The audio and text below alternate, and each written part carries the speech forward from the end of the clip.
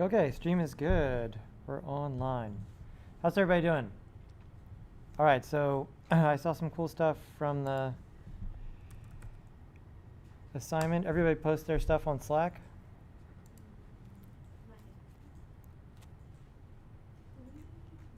Marvin made this strange speaker thing with the cloner.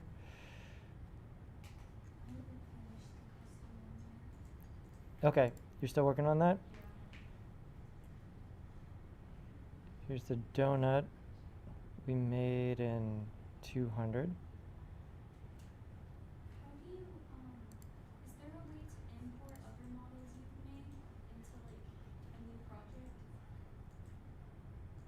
project? Yeah, you can copy and paste between projects. So like should I open like both projects and then copy and paste one together? yeah. Yeah, exactly. So you can have multiple projects open. In Cinema 4D, it's not totally obvious. All right, so here's a project with this in it. There we go. And then I can hit Control-N to make a new project. And here's a project with this in it. All right. And so both of the projects, if you go to Window, right here, let me put in... If you go to Window, all your projects are down here at the bottom. Or there is the V key, right? So the V is like the heads up tools for a bunch of things. And at the bottom of that are also, you can switch between the two projects right there. And so I could come into this one and Control C and come into this one and Control V. Because I was working on, it wasn't last week. It was like in the beginning I was trying to model something like on my own time and I managed to get something, so I wanted to see if I could move it. Yeah, you can just copy and paste from project to project.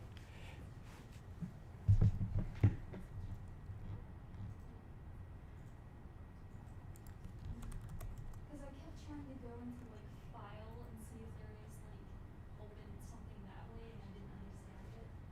I don't know why this just bugged on me. This is cool, Kyler. How'd you make this? Which part? Just walk us through the whole thing, I guess. These things over here, let's start with this. How'd you make these things? Those ones were basically a diamond material with a, what do I call it, platonic, a D20 in my head. And then I just twisted the D20. With the twist deformer? Yeah, with the twist. The thing on the bottom is two toruses that I bent into kind of like its own like U shape and then put them on top of them, kind of a weird sandwich formation. The thing in the back was very, very back was two pyramids that I gave a bunch of segments and then exploded out and then gave a glow material to it.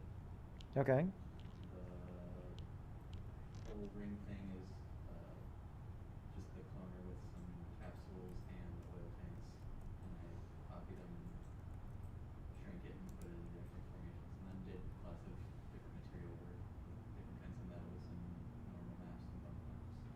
Cool. And then the yellow glow in the back that you can't really actually tell what it is was like a cube that I bent 360 around and twisted it, so it kind of made a weird flower shape, but with the glow on it, you can't really tell anymore. Yeah, is the white part, is this a different shape Yeah. than this? Yeah. Okay. I mean, like with that material, you can't even see it. Cool. I like the design. Emily, tell us about yours. Which part? Just walk us through. So I kind of started out with, I already had most of the shapes built, but I wanted to create this scene because I was looking at it and I was like, let's play with this. So I used the wall, I am forgetting all the names, but I used the one that makes it into multiple segments. I used that so I could make like a window, like the metal parts between the window. Not a cloner. Yes, that. The atom array, right? Anytime we see the grid, equals atom array. And I was like, oh, it'd be cool. Like it kind of looked like looking outside a window. Mm-hmm. And I was like, how else do I make this aesthetically pleasing? So I was like, oh, let's add a really fun pattern to the base, or the bases, bases. And I was like, let's see if I can find something that complements them for the ground. So I found this texture online that was like a much more simplistic tile for the bottom, so that it wouldn't clash with the more colorful and more just the more standing out of the texture that's on the This part here? Mhm. And then I was like, oh, let me make some flowers to like add to the base. And you said, because you said like we could add more, or you Mm-hmm. suggested that we could add more. So I was like, oh, let me just add these. I tried making 2 different flowers, but I don't really remember what I did with the first flower. So I was like trying to make less petals, but make them more like. Because I would try using one that had 5 petals, but it would be so much more, what's the word, polygons, that it looked really jaggedy. So I wasn't quite sure what to do with it, so I was like, let me just copy and paste the one that I already made that looks really cool in my opinion. So I was just messing around with that. I had made chains for one of my 5 objects for the third image. Mm-hmm. So I just made it smaller to make it look like it fits more in the scene. And I added like a glass texture to those like little spheres that have more spheres in them. Because I was like, oh, that looks really cute. And I just added the. How did you make that sphere? I don't remember. I wish I had the file in front of me, but my computer is currently having some technical difficulties, and it forgot to add the file to my external hard drives. So right now I'm just kind of waiting on the computer to start working. How'd you make the chain? The chain was a spline. It was a combination of the, I forgot what it was called, but it was under the pen tool one. It was like the circle and the round one, or the circle and the oval one. I'm sorry, I don't remember any of the names. I wish I had it in front of me. The sweep to make one link? It was like 2 different spline shapes combined into one. Mm-hmm. And then it was a cloner. I'm sorry, I don't remember any of the names. I wish I had like notes on it by download. So, yeah, I mean, starting to get the vocabulary. That way you can at least talk to everybody else about it. But yeah, so the cloner, we did the cloner in object mode, right? Did we talk about that? We talked about it in the other class a little bit. One of the coolest things about object mode is feeding into spline, right? So making one chain link, right? Now that we know, if you wanted the chain link to be adjustable, I would grab the rectangle and get it to like chain link proportions. Let's say here. And all of the square ones usually have some kind of rounding parameter. And so you can select that to sort of dial in that. And then we're going to sweep, right? So put it in the notes. Sweep. Every time I sweep, when I want to come up with a tube or a pipe or a snake or anything like that, you think go to circle, but the default subdivisions on the circle are kind of too high. And it really results in everyone making too dense geometry by default. So I always go to end side, right? End side allows you to dial up the subdivisions to what you need, which is a better, that way you can dial it in the way you want. So let's say 5 or so, maybe more than that, maybe 20. And then, Emily, what do we need to do to combine these things to smush this around this? What's that? I actually made some piers for a spline. I put them both under a spline blade. So we got the sweep object, right? If we sweep this one around this one. Yeah. Right. And so now, in order, up close, kind of rough, but from a distance, that's probably fine, right? Maybe I could give it a little bit more with like 8 to make sure it's pretty round, right? And so now, part of it is we could use the cloner to make a chain, right? So if you put the sweep in the cloner, and we put the cloner in a different mode here. This is showing up, right? Yeah, okay, good. So when we've done the cloner before,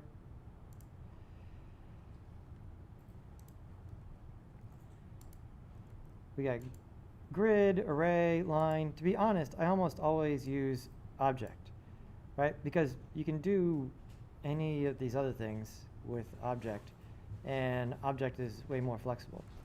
So for instance, not only can you feed it like a polygon object, like here if I put this in there, it would clone these onto the corners. So if I go to object mode, there we go. Right. So it clones them on to each surface by default, right? Or I could come to the top then, or the side, and you can use a spline to do this. Whenever I use the sketch tool, I usually turn up the smoothing so that just less points, so something like that. And now I can do a few things. I'm going to get rid of this cube and tell the cloner to clone onto the spline. And you can see what we get.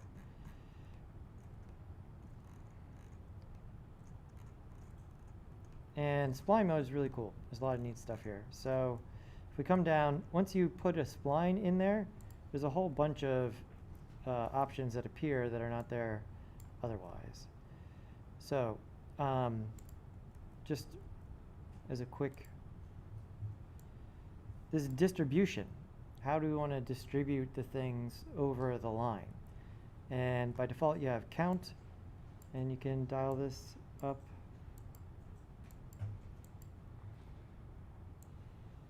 There we go. And also, whenever I'm using the cloner, at the beginning, I want to change this to what? Yeah, everyone make sure you got that in your notes. Maybe write it down again, or find your old notes for it and say, put a star by it, right? Multi-instance, you could just write super fast, right? Way faster than instance, orders of magnitude faster. And so this is in the cloner object tab, right? Right. Anytime you use the cloner, almost always want to go for multi-instance. Let's see if it, yeah. So now you can see I can, you know, run this up and down, and I get plenty of clones really quickly along my spline. And everything is still editable here, right? This whole thing, setting these kind of things up, the word I would use in my notes for this is non-destructive, right? In that you can go back and make adjustments to the individual parts as you build this system here, right? And so if the client comes back and they say, yeah, chain looks good, we're getting to the chain, but it needs to swoop, have one more, it needs to go around an object that's there. You know, you can come back in and grab spline points and move them, and everything updates, right? All the way up the chain, which is great. All right, so let's look at this now. So here's the cloner. Obviously, we want a chain to be even, and I believe, yeah, these are the different ways to distribute stuff on a spline. You have count, step, even. I think even is the one I usually use, right? And so now we get them evenly, and you could dial them up or down, right? And so evenly distributed on the spline.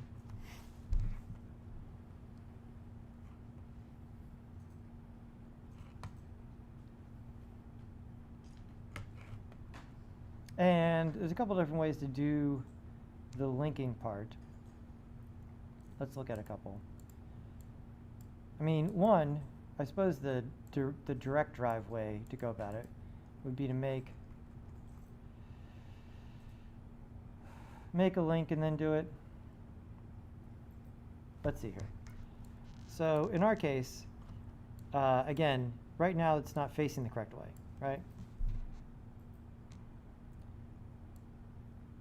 How can you tell that just by looking here, right? For our purposes, which way should be forward?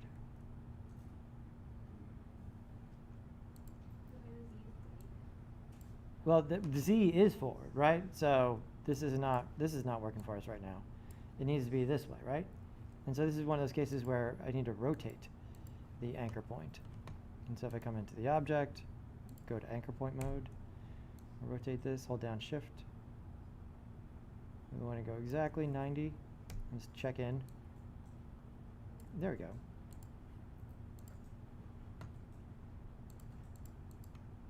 Let's put it back in there. Okay, now we're getting closer. Now,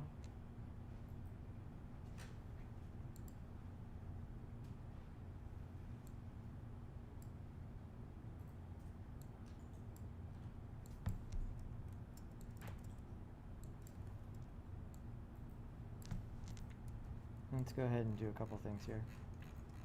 We have it going along, we just needed to rotate here.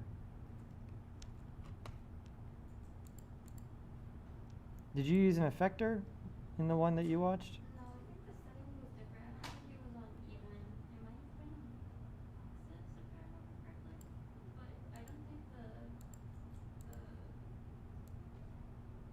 was that exactly. I wish I had it in front of me, but I left it at home. I'm really sorry.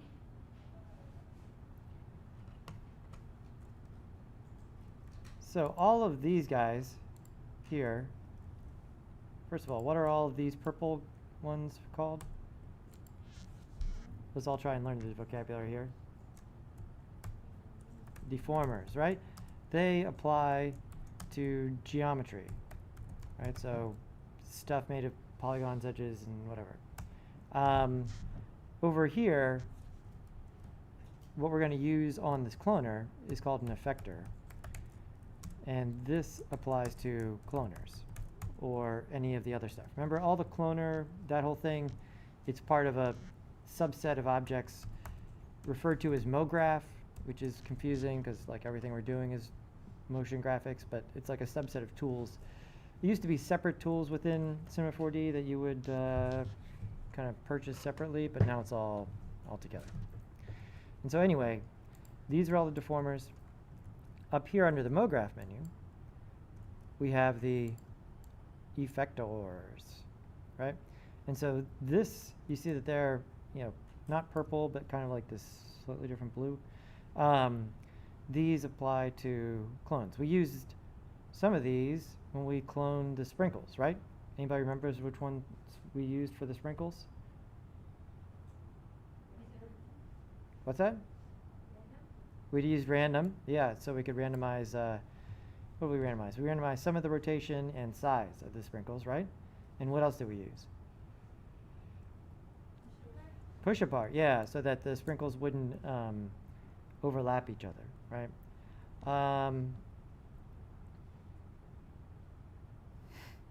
And in this case, let's try a couple things. One of them is going to give us a 90-degree turn each time, which is what do we need here? So if we go to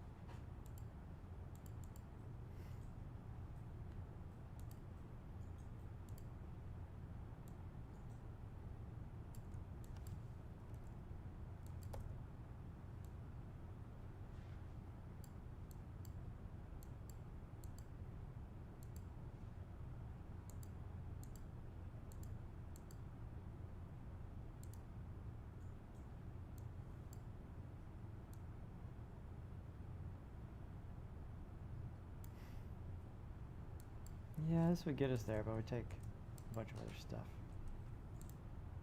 I'm going to do one slightly different thing.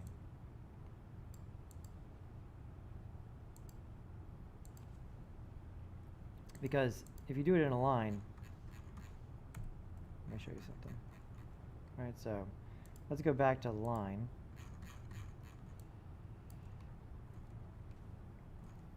And we'll offset on this axis.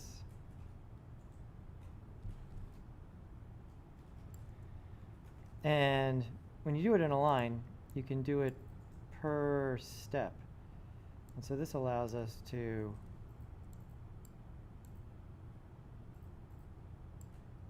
go, I guess 180 is what we want.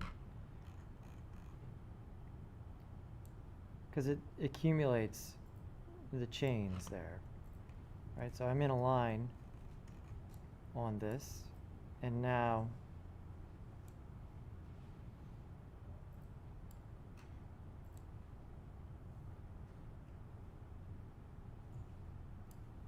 we could adjust as needed.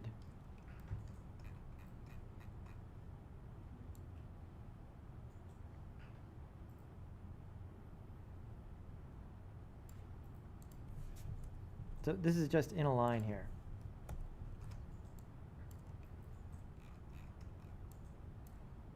And so your chain could be as long as you want it to be.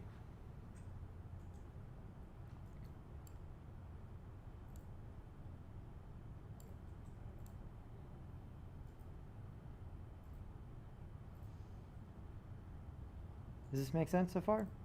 Right? So this is the thing about the line section, is that you can have this be per step or endpoint, and it deforms these things per step. So you're moving every step, you're rotating every step, right? So that gives us that twist that we need. Now if you wanted to put it on anything,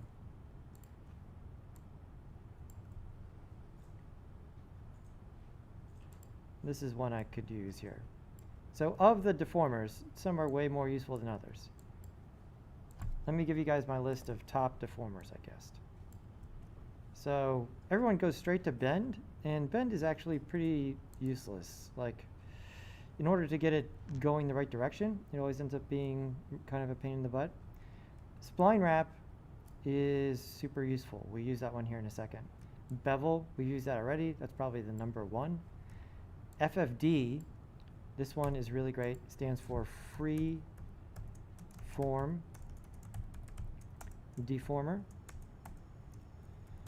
I'll show you guys a setup here that I'm using in 184 this semester that is new, you guys didn't see, that uses the freeform deformer. And those would be the ones I use most of the time. Oh, and the displacer.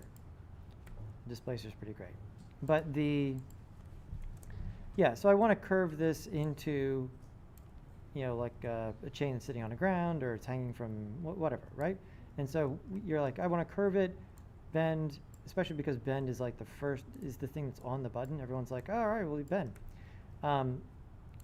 The spline wrap is way more useful. What does a spline wrap do?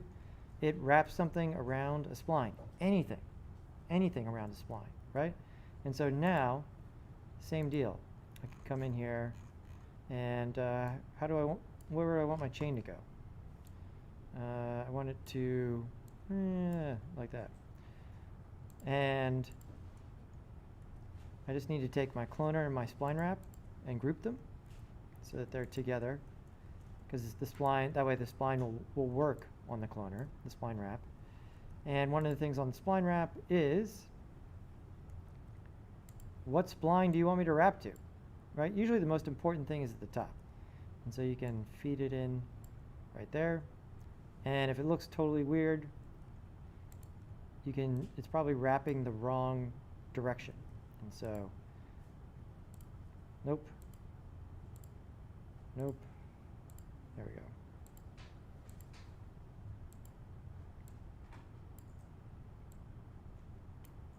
And also, let's say not fit spline, but keep length.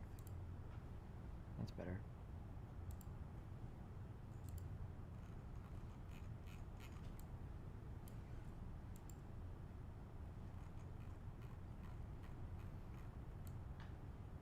They've made this new interface for it, but it's still a little strange. Let's see here. So there's actually an arrow here. Let me take it out so you can see.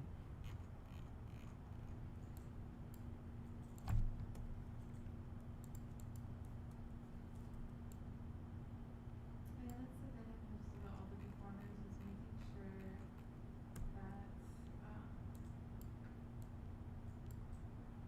the arrow is facing.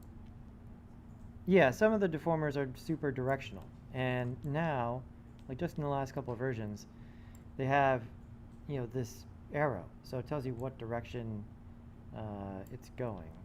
And so in this case, let's rotate this correctly.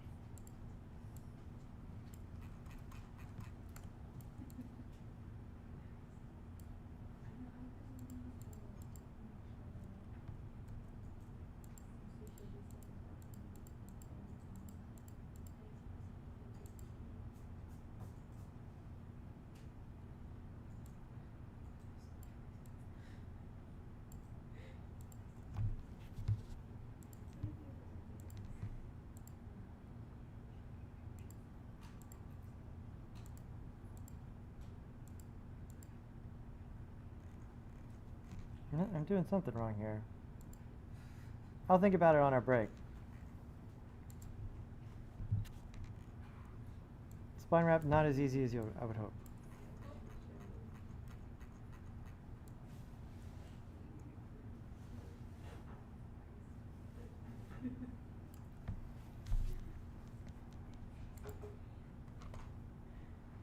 Noah, you're still working on yours? Yeah. And Bellen, you posted yours, right? Is yours up here? Is it not showing up there? Somewhere in the middle.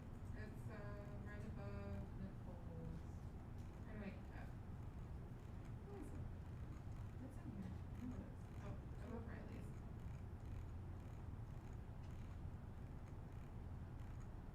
There you go. There's that one, and then there's the one where it's that one on its own, right underneath it. So if you exit out of that one, right underneath is that. I was trying to ask for feedback, but I didn't really get much.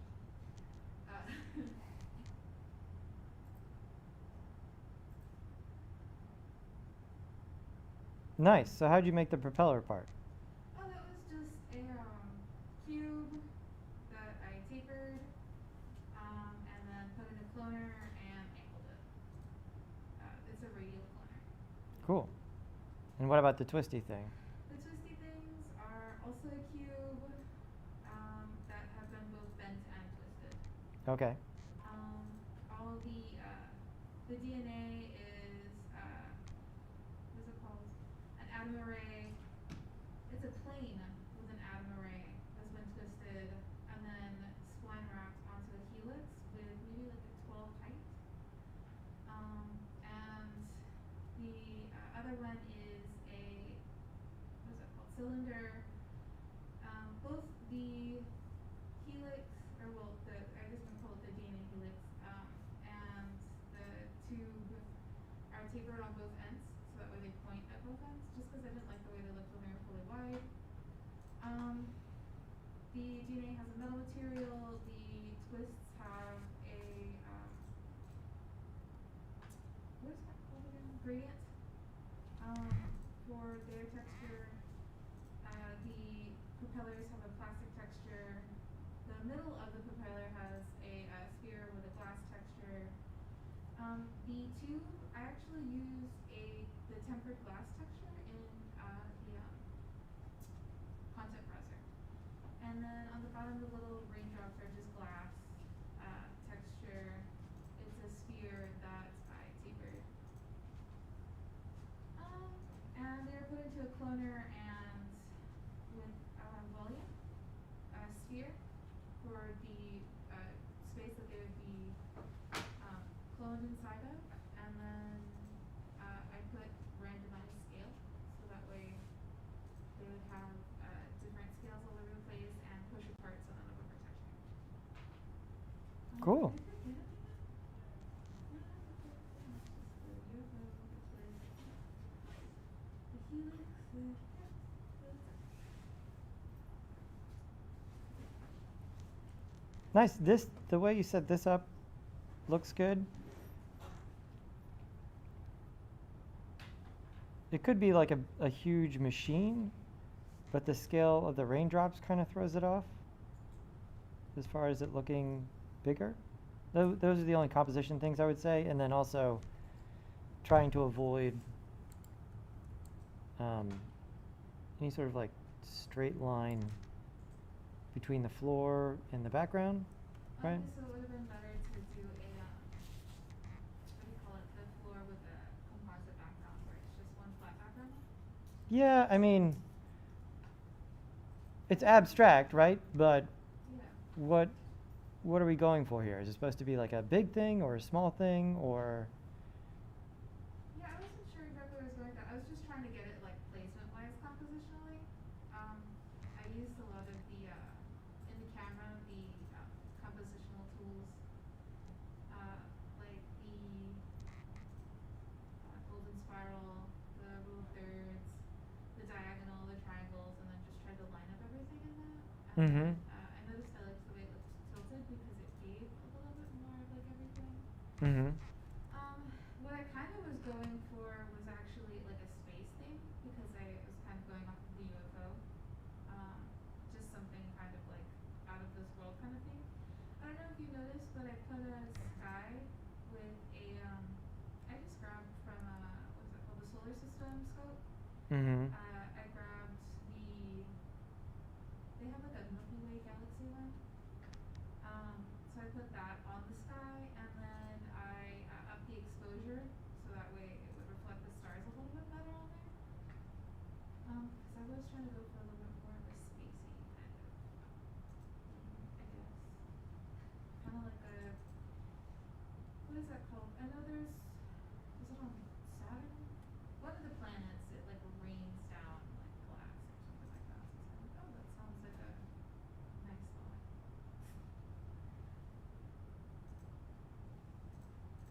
Yeah, I wasn't sure necessarily like if I should keep like the studio set up the way it has in the back. I just like the way the shadow looked on there. Yeah, I think the lighting's good. It's let me open this up again.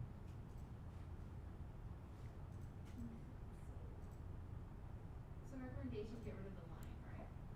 Yeah, this goes for everybody. Like, you really, even if you're gonna stage your thing in a room, like a square room, right? So we did this in the morning class, right? If you make a room of some kind for your comp.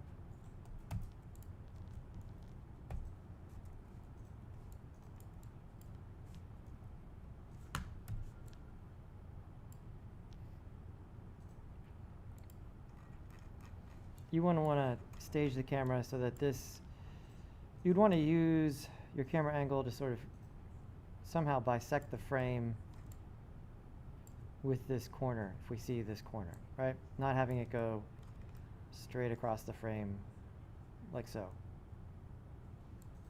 Does that make sense for everybody? Now in your case here, like, I'm trying to think of a movie that has like big abstract space stuff in it. So like, I guess, okay, so are you saying like it would be better like one if the line was there, or better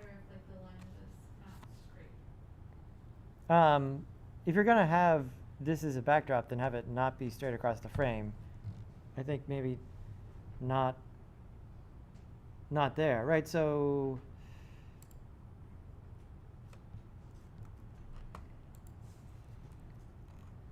let's do this.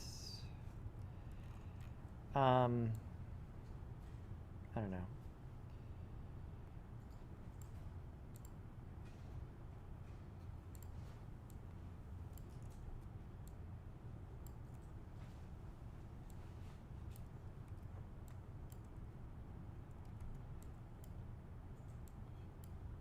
There we go.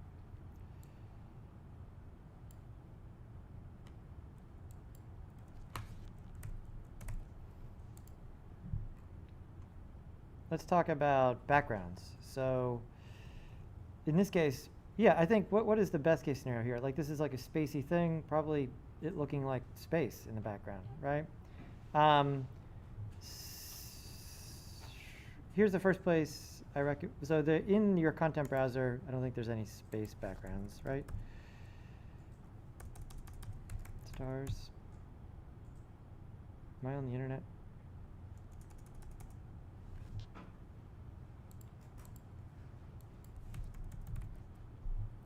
Right, so here's, when I've set this up for you guys before, we've been using like these photo studio skies, right?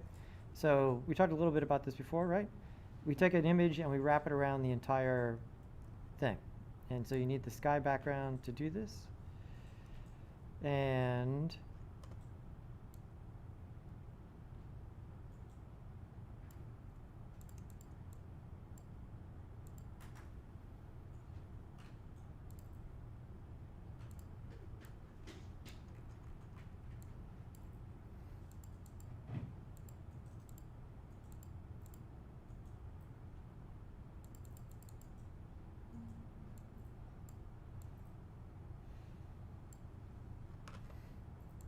making some sort of shape here.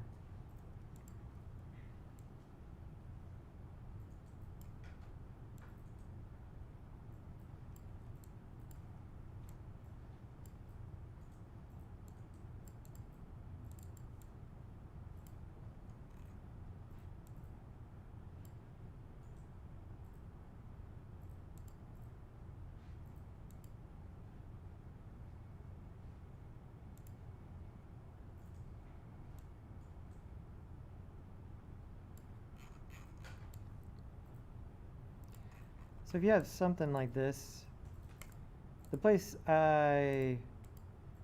we've talked about before going. So what used to be Texture Haven is now called Poly Haven. I would write this one down. So this gentleman runs a really great site for 3D textures and HDRIs that are free to download. So, and now some extra models in addition to that. And so HDRIs, high dynamic range image, not high definition. That's the other HD. This is high dynamic range, meaning that brights and darks, right? This is the thing. Dynamic range is the brightness and darkness. And this is the area where digital image technology still has a ways to go to match the human eye. Our ability to see brightness and darkness simultaneously is quite a bit better than even pretty good cameras, right? And so this is especially important when you're using it for reflections. And so these are HDRI images.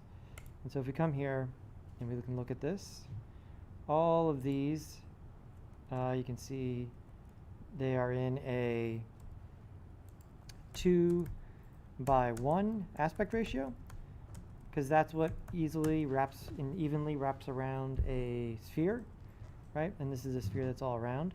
And so here, let's try this snow one, I guess. We'll do 4K right now just to download it quickly, but you can see there's a variety of what does the K here stand for?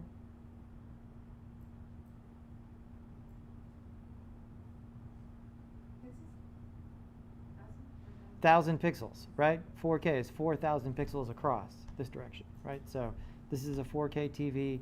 When we do our rendering, we do it in HD, which is essentially this, 1920, right? 19,000 close to 2,000.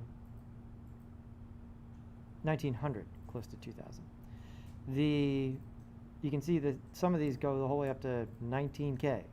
Completely unnecessary for right now. It'll be like super long time to download. We'll just get this one. And your process here is that one, download HDRI, right?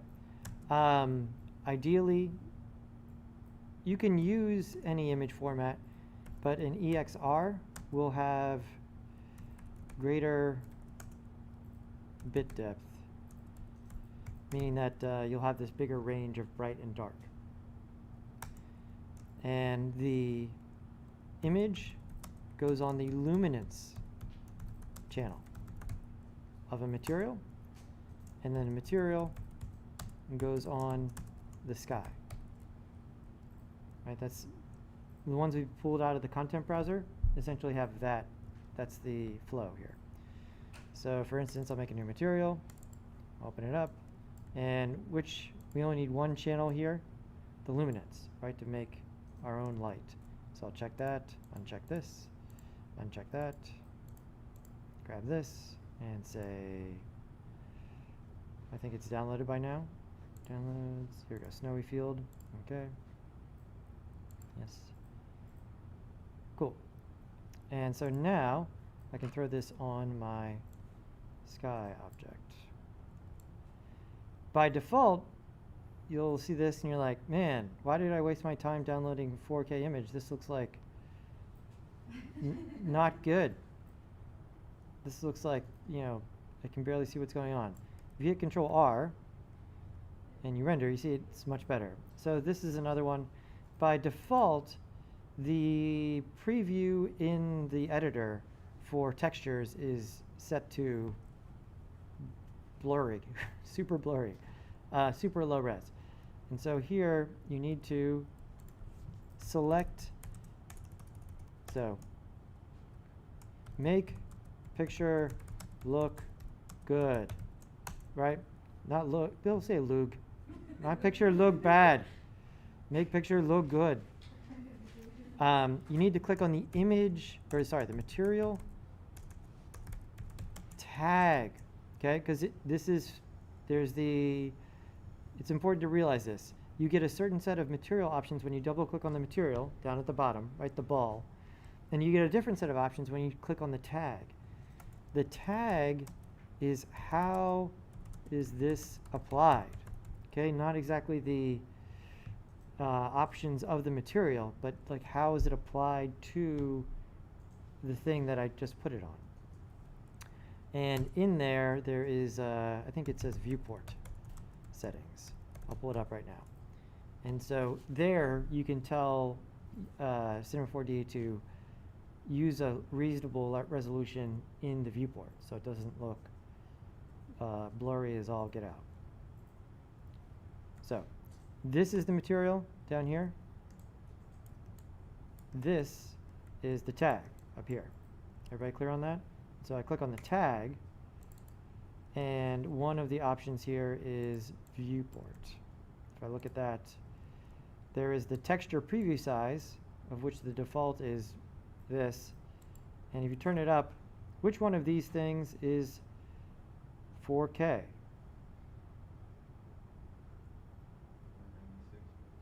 Exactly, 4,000, right? 4096 by 4096. You don't necessarily, remember, this is not, because when I render it looked good, right? It's just that while I'm working it looks terrible. And so, I don't need to necessarily set it the whole way up to 4K. I can set it to 2K, and at least now, like, okay, now I can tell what's going on here, right? And it's way better. This goes for when we put images on objects as well, right? And so we're able to have that in the background of the entire thing. Make sense? Okay, so the only downside to this, and I'll have to look for another great 3D resource is NASA. NASA 3D. You're paying for it, right? It's tax funded. So there's a bunch of stuff that's available here. One of the really cool things is 3D models. Let's grab one of these to play with.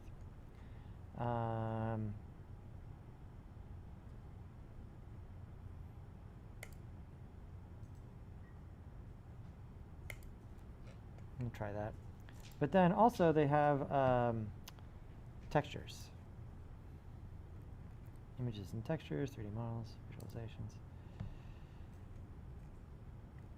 I thought they had some star HDRI. Why don't you try solar system scopes? Say it again? Solar system scope?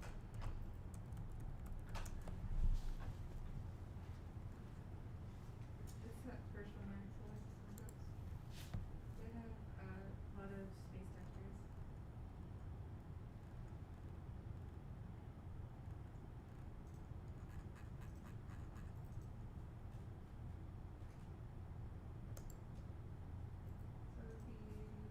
I don't want straight to the texture. Like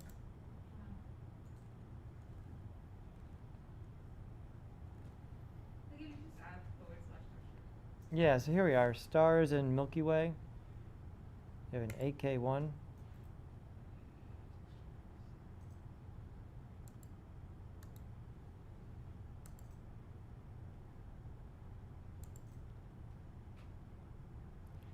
So this is a JPEG, so it's not going to be quite as HDRI, but it will do our job here. For instance, I mean, is it the best case scenario? No, but it's going to work. And so if we come in here and replace our luminance with our Milky Way here.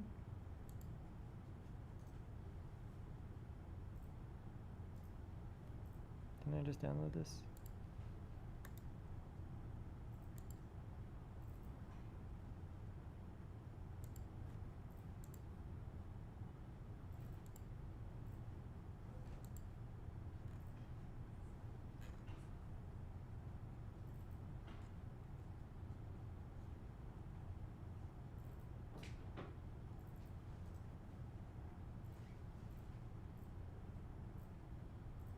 And we're just not seeing it? Where is it?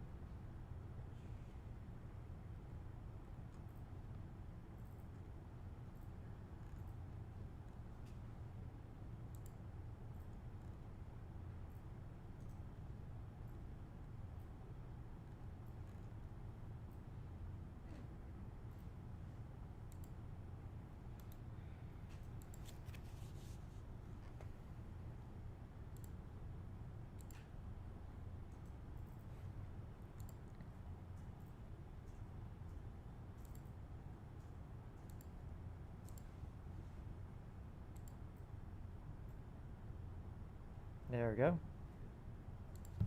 And let's see how this looks.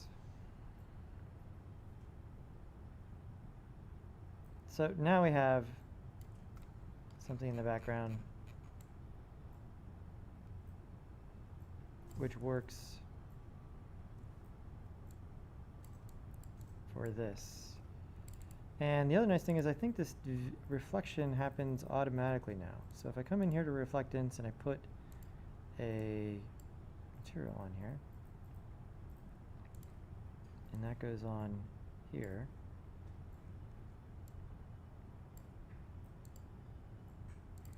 yeah, so the what's happening in the reflection automatically updates in the viewport and in here for what's going on. So it's exactly what you would hope, which is not sort of what happened before. So this is one of those cases of it being too reflective, right? So if we back this off a little bit,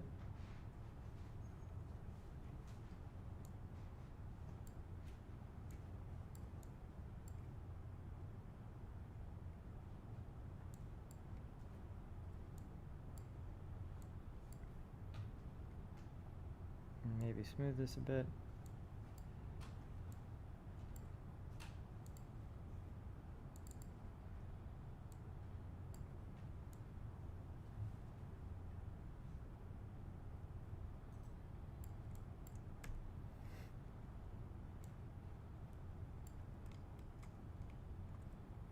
and maybe make some directional light. So what lights did he have you guys make in the tutorial? Target lights? Okay.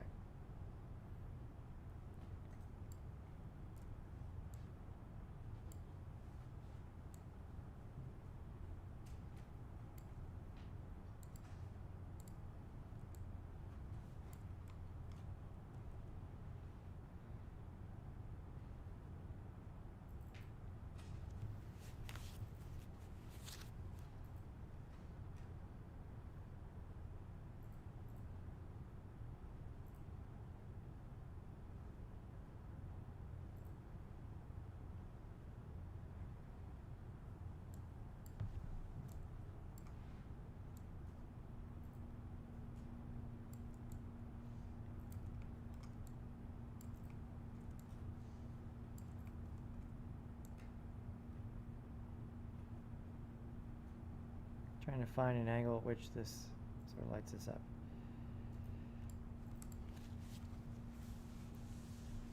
But everyone's got that formula down, right? So HDR image goes on which channel? Luminance channel, right? You got to turn off the other ones. We don't need color. We don't need reflection, right? Because it's just sort of surrounding your scene. And then the material goes on which object? The sky. The sky, right? So this is essentially how you build your own skyboxes, right? When you come up here in this asset browser and you search for studio, this is what comes up here. These are already packaged in material. You just throw them on the sky. So we're just taking that extra step there. So everybody give this a shot once. Go ahead and grab an HDRI off of Texture Haven or Polyhaven and throw that in your scene once. Also, go ahead and adjust it so that the background actually looks good rather than super, super blurry. Let's see if there's another one here. Yeah, this is a good one too. Solar System Scope. Maybe you have one with a little more action in it. I think I used it for like Earth stuff. When we did like some of this space and Earth things. I was using that one. I think I did use this specific texture. Yeah, I think I used this one for it. Yeah. The background chemistry.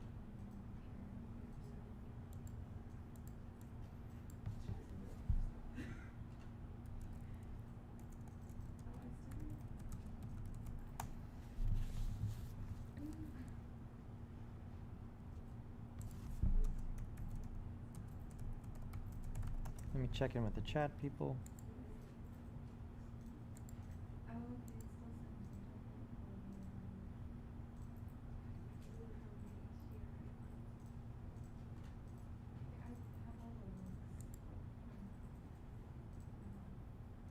Jose, just go ahead and make a, hi Danielle. We're just grabbing and making our own sky.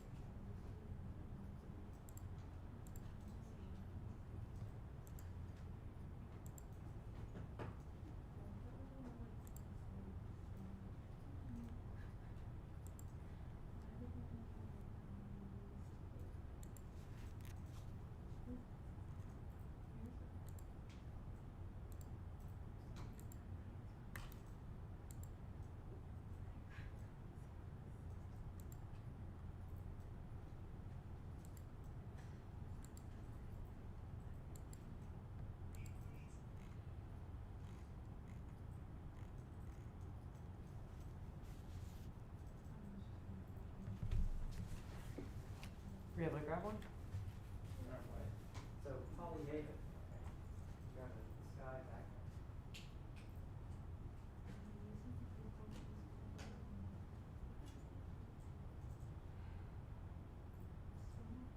Let's grab any next. No, you want to grab the ones that we were talking about, the HDRI backgrounds. Okay. Also, you can see how big where it goes. Where'd it go? What is that? This is the flower. So this part is like essentially very clumsy. So I did and the object that I used to like to clone on is the matrix. And on the matrix is referring to the spline wrap. The matrix is linear mode. Matrix is only three step. Definitely the same value. Some of these might have changed because I did change like the size of it, so some of these numbers might be a little weird now. And the spline, which is the one here, it's not straight, so it's a little wobbly. I was taking notes right now instead of level maxing.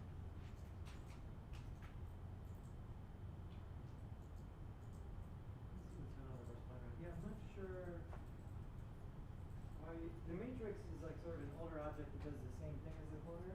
It's like the precursor to that. Cool. Alright, so you got it. You got it? There you go. I got it here.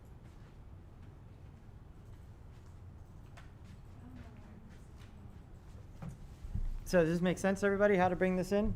Right, it's like a 3D environment. So why does it have the little gears at the bottom of it, like the different colors? On All you.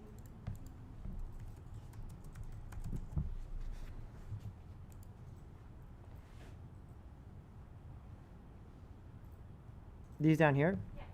So right now we're just using these things for this. So reflections. The reflective objects in our scene, like Kyler did right there, he made a still perfectly reflective ball, and it reflects everything that's all around it, right? And so you can get a preview of that here.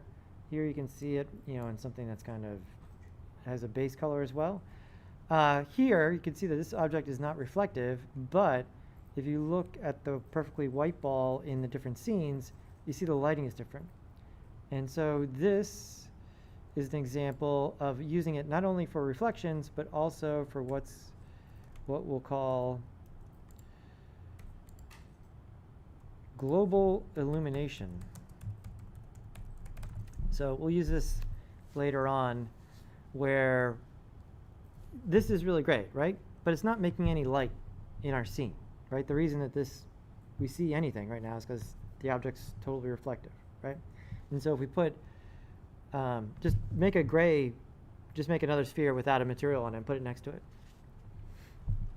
I'll do it over here too, so the people at home can see.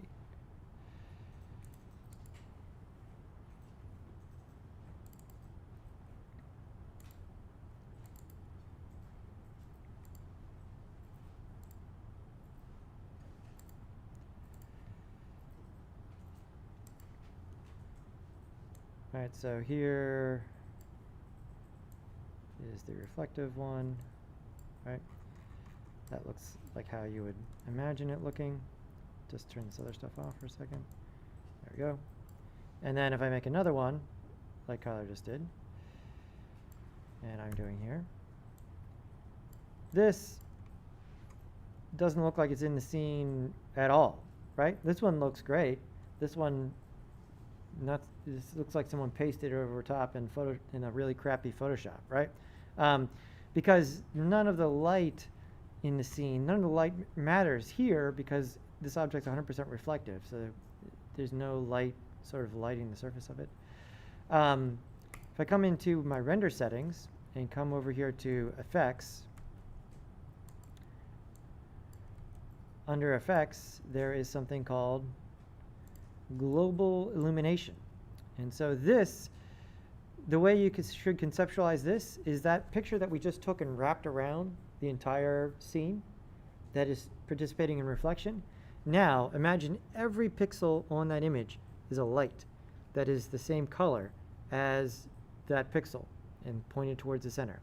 Then, all of that light is going to come into our scene and light the objects. And so I will turn this on, and we will wait. Let's see how it goes. And so it's got to pre-process a little bit. And there we go. This is not great, but better. Now it's being lit by all of those colors. See, Kyler's looks better too now, right?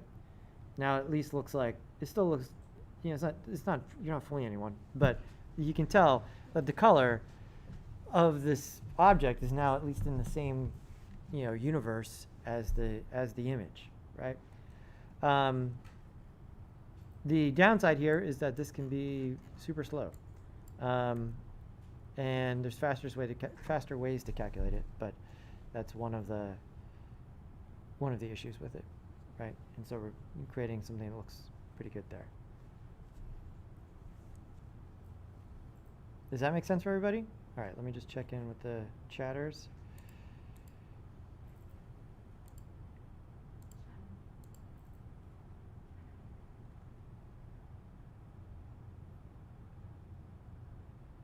Oh yeah, Interstellar.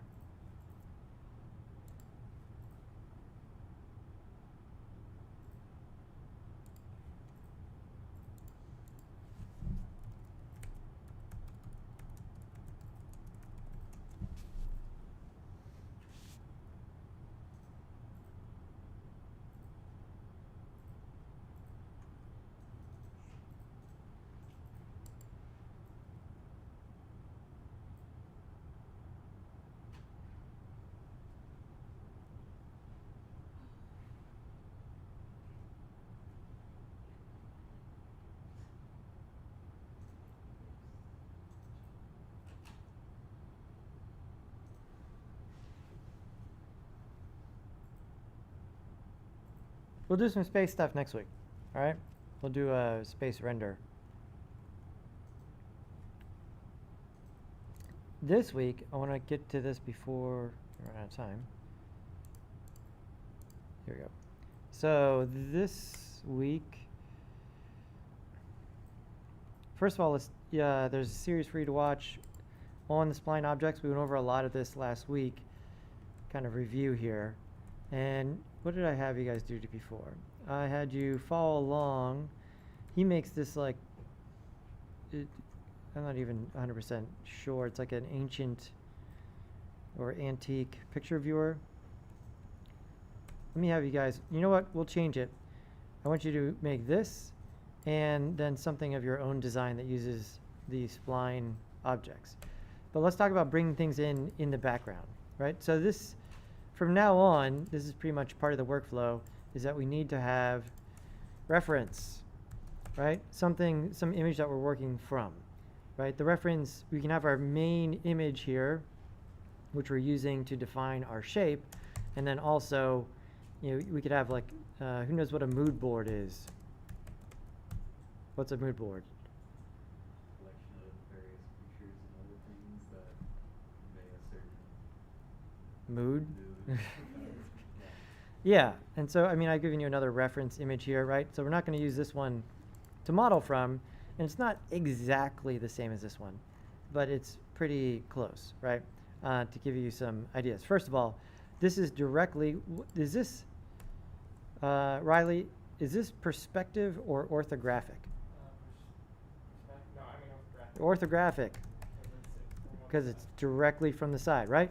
And so this is good in that we're going to be able to just dump it into our Cinema 4D orthographic view and trace the shapes, right? Good. However, when we see it directly from the side, there's some things that elude us, right? For instance, the mixers have two beaters like this, right? And so that's not obvious from here, but we want to make sure that we do that, right? And there's this thing on the, you know, this part also exists on the other side over here of the handle, right? And let's talk about bringing in reference to use. So let's grab this image and talk about that. So I'm going to go ahead and save image as. Okay. And mixer, cool. And come over here. And here we go. So this is the, we're going to want to bring it in over here so that our mixer isn't going to animate towards something, right? It's not attacking someone, it's just mixing. And so we want it to face in Z direction, so we'll bring it in over here.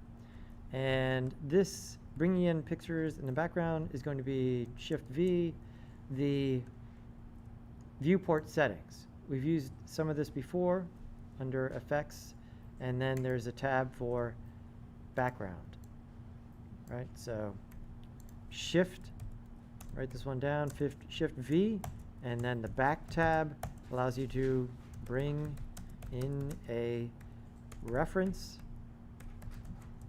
to work from, right? And in using the background like this is only in orthographic views.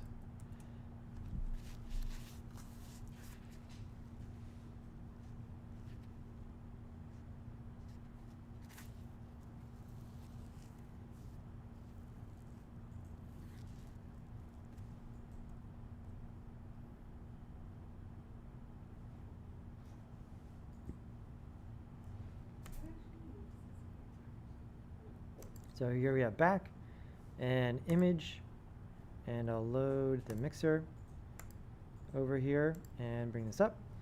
And there's some adjustments here we can make. First of all, the transparency, we'll dial it down a little bit. So like, we want it there just so we can reference the shape, right? And then second, you can also move and rotate it if you need to.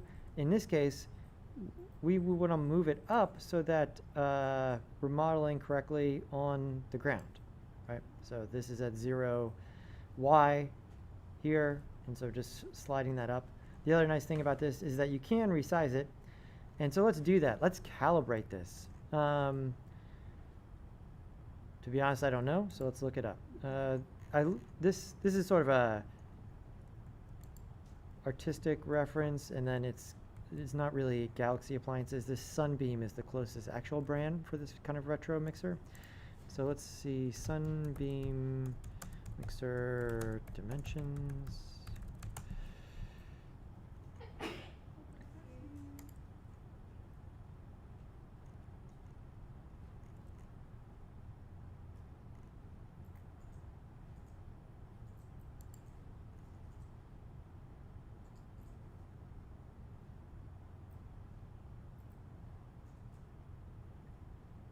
Okay, somewhere around 14 inches tall.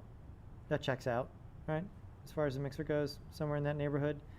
We're not making exactly here, but just to get it correct, right? And so let's do our, by default, Cinema 4D is in what? Centimeters, so 14 inches to cm. Gives us about 30, let's call it a 35 centimeters, right? And so now, this is really important. I'm going to calibrate my reference. This is, this is going to go into, this is becoming more and more important because the rendering systems are designed to work like real light more and more every day. And the size of the object matters because you'll get different results, right? If this mixer was the size of Godzilla, it would interact with light differently than if it were the size of a mixer. And so calibrate reference. And so I looked up the size. I will create a volume, or we'll call it a bounding box. With the correct size.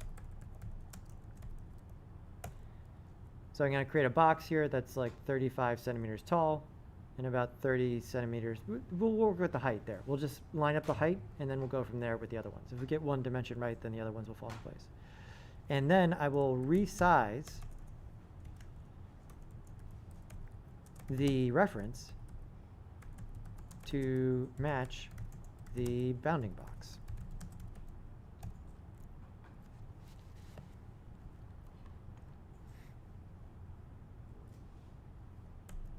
So let's make a cube here, like so.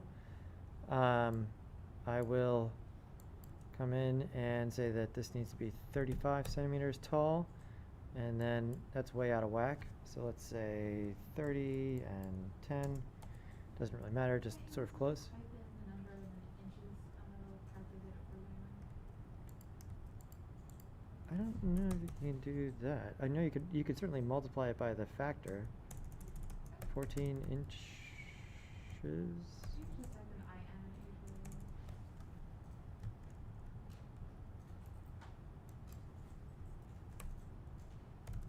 Yeah, like. Yeah, okay. That does work. Awesome. Would you say it's better to work, like for calculation to do it that way, or to go into your preferences and change it to unit? We're just making this mixer, right? So it depends on the project. Like if I just made this thing that I had to hand off, and they wanted it in inches, so I switched all Cinema 4D to inches, so it'd all be running at the right speed or right size. Oh, my computer's about to shut down. Don't shut down. Is this not live over here? Nope.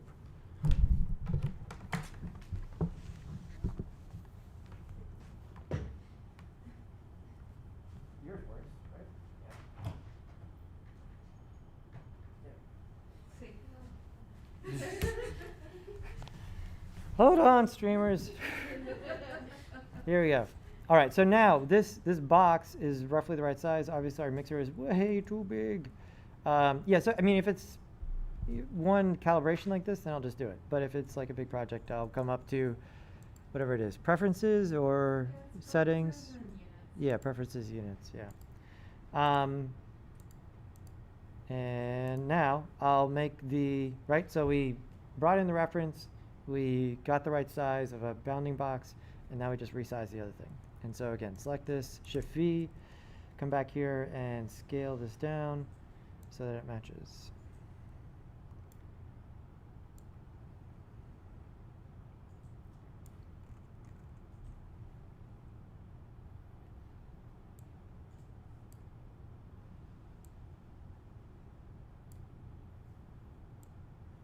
And also, Cinema 4D has this box checked by default. Keep aspect ratio, which should be the default on literally everything. And so you don't uncheck this box. Leave it alone. Pay no attention to that box, so that you can't distort the picture. So there we go. So now I've got the reference dialed in. It's pretty close to the right size. And so I can start modeling from here and be good to go. Does that process make sense? Right? So make bounding box that's approximately the size of the thing you're going to make, bring in the reference image, make the reference image match this, and then we're good. The other way, so this is the way I use this, I don't know, 80% of the time. Occasionally you need a reference image in the perspective view. And in order to do that, we need to put something on a plane. And so for this instance, let's go ahead and do that too.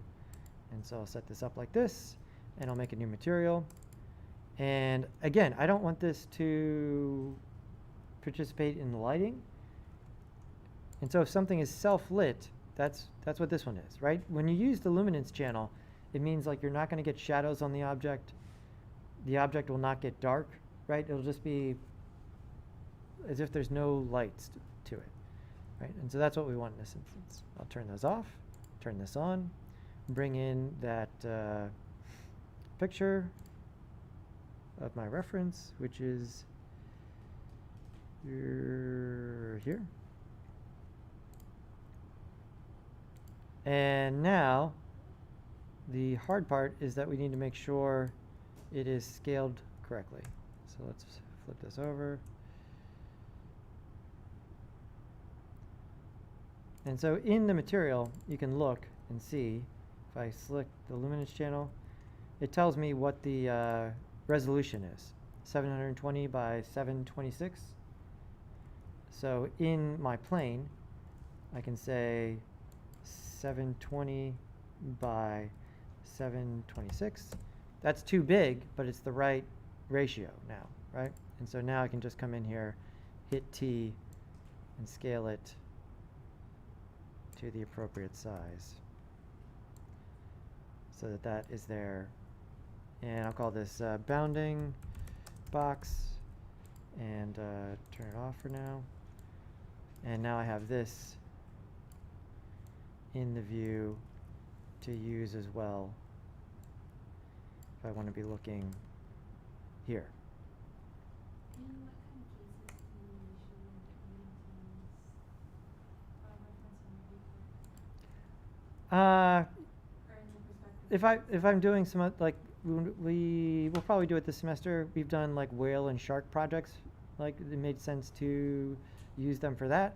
In some other ones that we have where we work, where we have blueprints, where like here's the side view, here's the top view. Like sure, setting them up then, but a lot of times I don't have all that. You know, it's just sort of like one view, you know, to work from. And so, you know, most of the time, like I said, is this.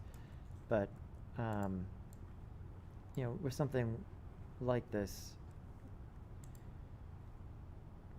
So the two different ways to import reference, right? We got the orthographic, which I use most of the time, and then the perspective, which is essentially just putting the, not perspective, putting the picture on a plane, right? In both of these instances, do not distort the aspect ratio. Let's all write that down and consider getting a tattoo of it. Do not distort the aspect ratio. Everybody with me here. Riley, you with us? Riley? Yeah, okay. Do not distort the aspect ratio, for sure. That's the key part. Right, because you don't want to model something that's unproportionate. Yeah, then you have to restart. Yeah. It's easier to not distort the aspect ratio here because that box is checked and you should never uncheck it. Up here, you know, you need to look at the picture and get the aspect of the plane correct. So.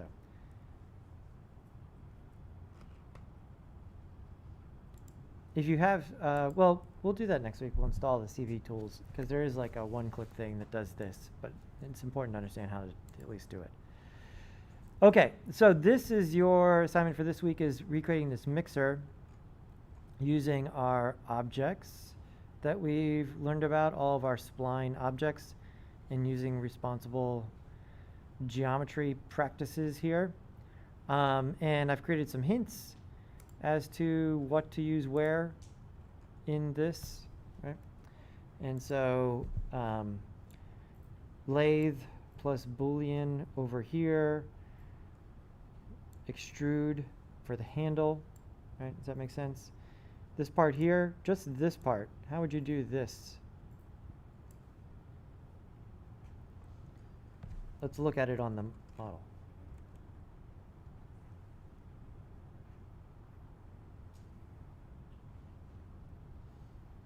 It's kind of a circular thing, so that kind of would mean, well, of our spline objects, right? Because remember, we're going to be, the spline objects give us a little bit more flexibility than just making a cylinder, right? And so anything that's circular, you could use sleep or lathe, yeah, would give you this shape pretty easily, right? We can use a lathe for the bowl. We can use a cloner in sweep for the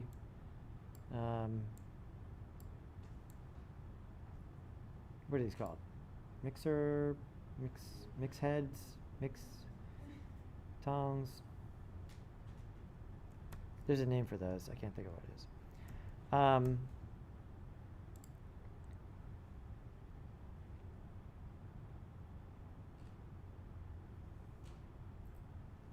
Let's talk about how much time do we have? We go till what? 4? 4:15, 4:20. Okay, 4:20. Good. We have plenty of time. So let's talk about this shape for a second here. And let's talk about holes and things, because we haven't done a whole bunch of that. Pun intended, I guess.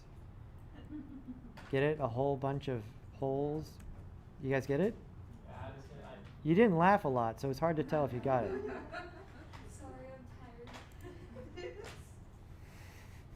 Well, barely functioning. It's like 3:30 in the afternoon. I'm always tired. This is early for me. Okay, so creating a hole. This shape, like we talked about,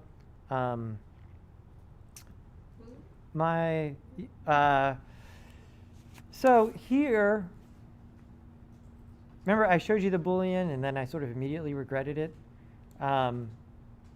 Is that if you cannot do it with the Boolean, we can do some other things to make shapes. And so something like this, right? This could be You could use connect.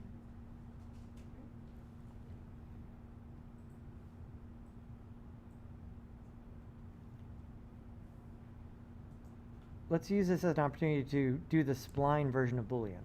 And so the spline version of Boolean is the Spline Mask. Where is that now? Spline. There it is. It's in this menu right here. So this one right here, Spline Mask. So, for instance, I'll go ahead and trace this shape. Let's say here. And then I'll go to the center of the curve and try to dial that in. Then here, and here, and here, and try to the center of the curve. And drag. If you drag along the line, click and drag along the line, it really helps match the curve of the shape. And then come in here and close this, right? And so that gives me a pretty good start right there.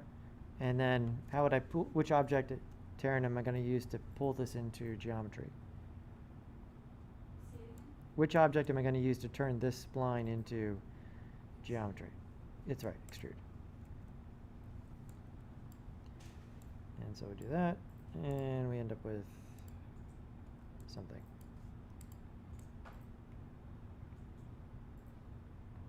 Now this plane is just oriented wrong, right? So it's not oriented the same as the other thing, right? So that would be there. There we go. And let's. This obviously is way too thick. Now, we want to cut a hole in this thing, right? And what I'm encouraging you to do is not go straight to the Boolean every time you think of a hole. Let's think about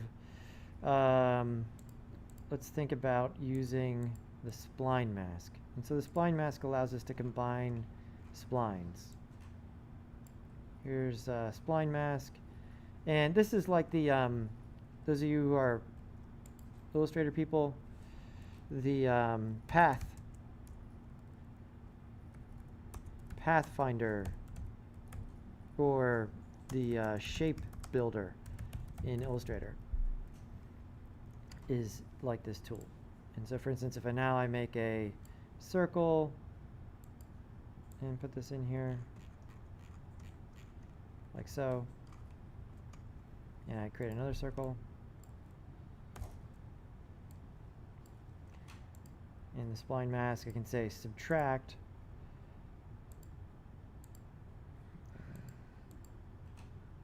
to make sure they're both where they need to be.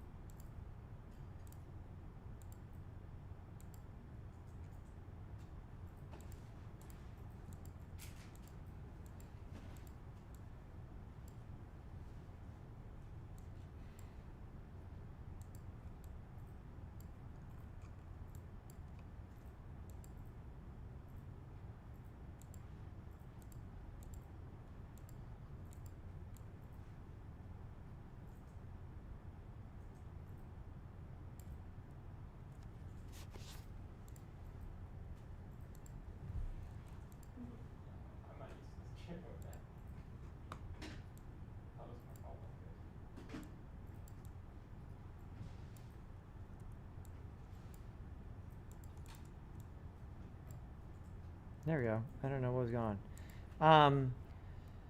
Cool. Spline Mask does this, right? So I've got this shape. I got the inside, and I've got the circle, right? And essentially, it's like Boolean for splines. And so I can subtract one shape from another and keep them procedural to create a third spline, right? You can subtract them from each other, or you could put them together, right? And so you can see how you could make some shapes here that it would not be easy to make otherwise. Does this make sense? What's going on here? And so let's use this over here. And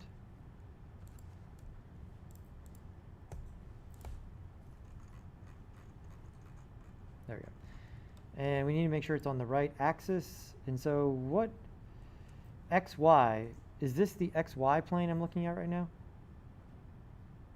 Nope. Which one is it? Yeah. ZY. There we go. And let's get some circles.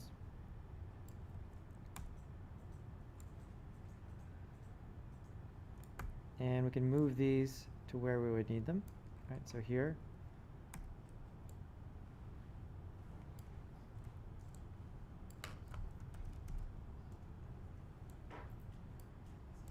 Maybe I'll move this one to exactly where I need it. T.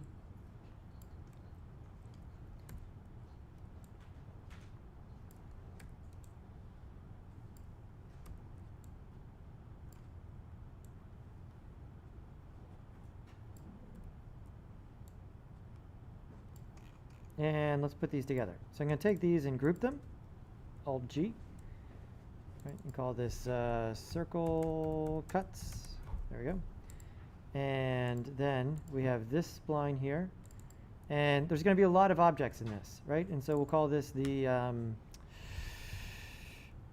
we want to call it whatever it is that you're going to remember, right? And so this will be my vertical stand, so that you don't have 50 objects named extrude in your project, right? And so this will be the vertical stand. And here I'm going to put the spline in the spline mask, and then this one in here. This is just something I drew. And this one we went to, there we go. All right, so I have A subtract B, right? A being the original shape I drew, which is here, and then B being that bunch of circles. And so now when I put this in the extrude,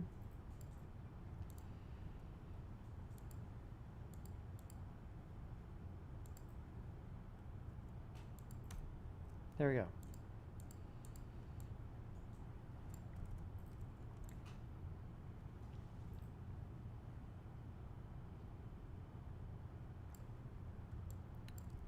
The other thing while you're working on this is rounded corners, right?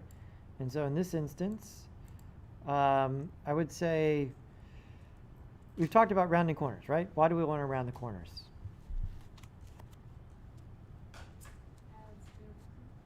What's that? It makes it look more like a solid object, like something that isn't flat when you add light to it. And we get light coming off the corners, right? So there's our caps here that we can use to round the corners, like so. And this works pretty good. The other thing we might be able to do here with this, depending on how we want to shape it, is I might mix in a taper. And so I take this and Alt G, right? Everybody got this workflow for using, what are these guys called here? Yep, Deformer. You select the deformer and geometry, Alt G, to group them together, right? Because they work on their parent or their peer. And so that puts them together. And I think it should be able to find the geometry. So you can come over here to fit the parent. No, sometimes that works better than others.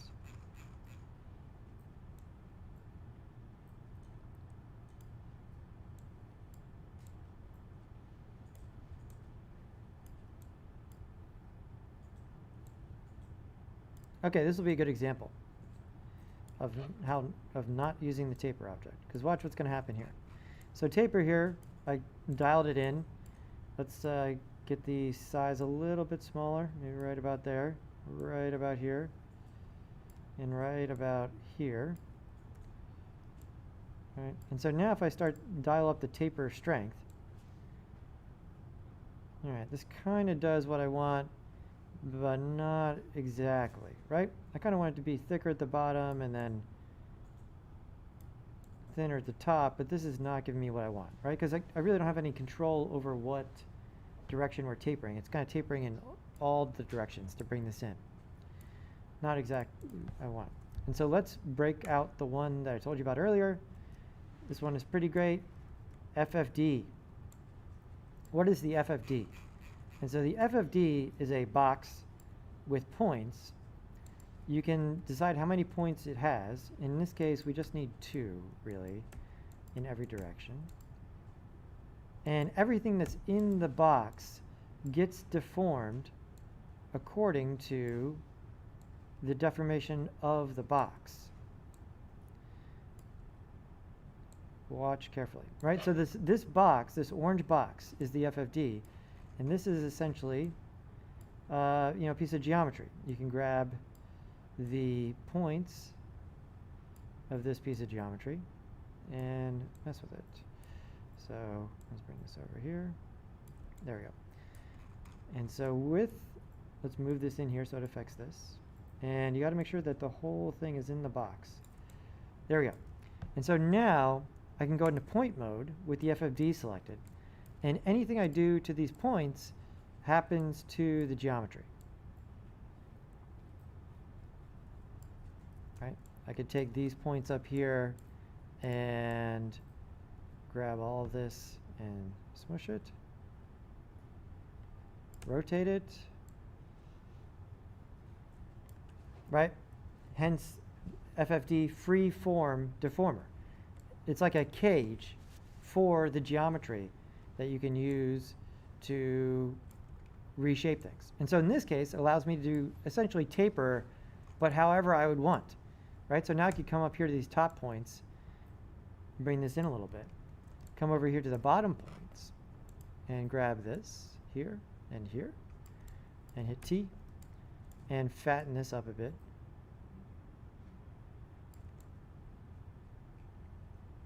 Make sense what's happening there?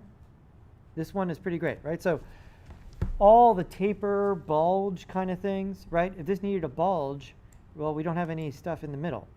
In the FFD, you can get more subdivisions, right? And so in here, you could subdivide on the Y, like so, and hit T and do this. Make sense? And you guys know enough now, like creating these sort of deformations, you're like, oh, I just want it fatter in the middle. But there's all of these polygons and everything involved. You can't just grab them and pull, right? It doesn't work like that. But putting it in a cage like this and having it deform procedurally like this is really, really nice. And so here, I might take a picture of this one. Right, this is what I ended up using here for the stand. In that I've got the Spline Mask that I'm using to cut the holes out of that shape, right, and then extruding that out.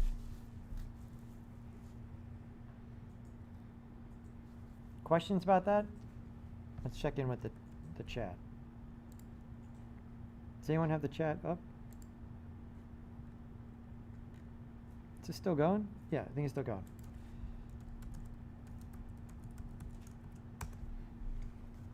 It's a little bit behind, certainly.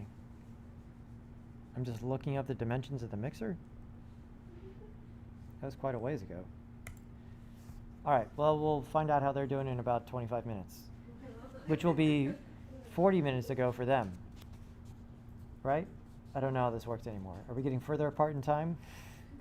This is like flying to Australia or something.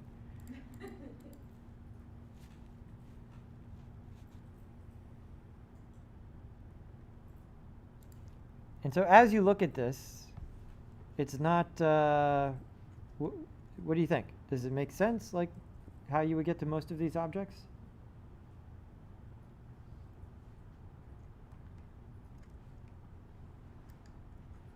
The mixer head here, creating one of these things, and then using a cloner to get all four, right, to go the whole way around? Yes. Well, someone wants to know, how can we know how thick the mixer is? Yeah, I gave you another picture in there of like, we don't have an exact measurement, right? So I don't expect, I'm not grading you on like, did you hit 7.35 centimeters? Like, we're making it look correct, okay? And so and that's the instance in a lot of these things. You have one reference and you need to sort of go from there. So yeah, it's not that thick, and there is another reference picture in there. In here, right? And you see Sunbeam made a bunch of mixers, but you can certainly inform your mixer knowledge. I think I said vintage Sunbeam.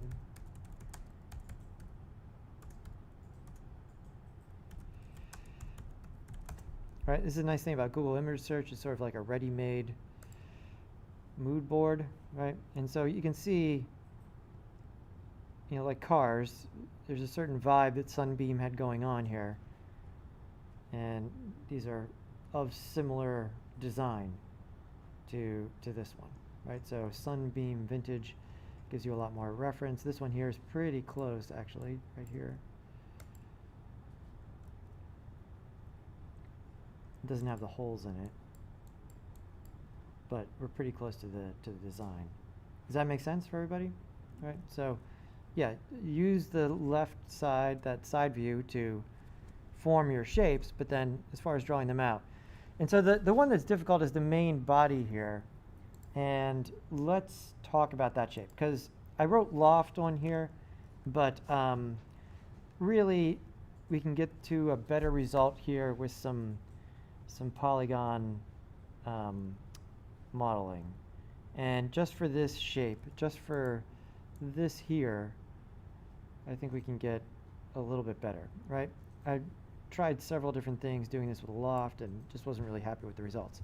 And so the difficult thing about this particular shape here is that this part back here lines up with this. And so this, is circular here, right? This goes around perfect circle. And so this part here, this is kind of cylindrical, but this, is more square. It's a square up here, right? And then we have this sweeping shape. So this is a hard shape. Let's talk about this. So in this instance, I think our best strategy here is to go from circle to square, okay? When we have something like this where we need to transition, starting off with a circular shape and then turning a circle into a square is pretty easy, right? We can take points and just sort of shove them into a square shape. Allow me to demonstrate part of this at least. So we got a cylinder here. Let's use that as our starting point, and let's orient it the correct way and make it way smaller, obviously. There we go. And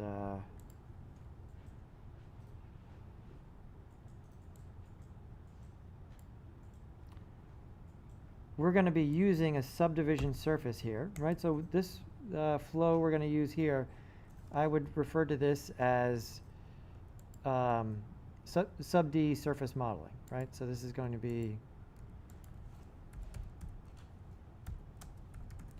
essentially we take a low poly thing and put it in sub-D surface and use that to smooth the surface.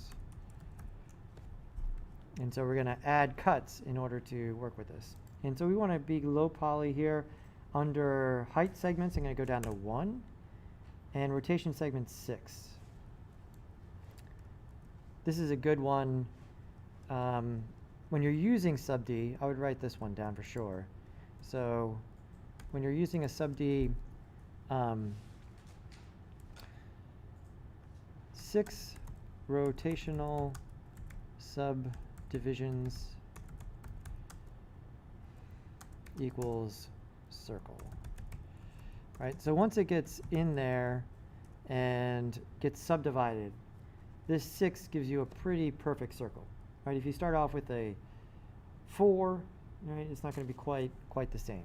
And so these 6, this works pretty well. Let's look at this once.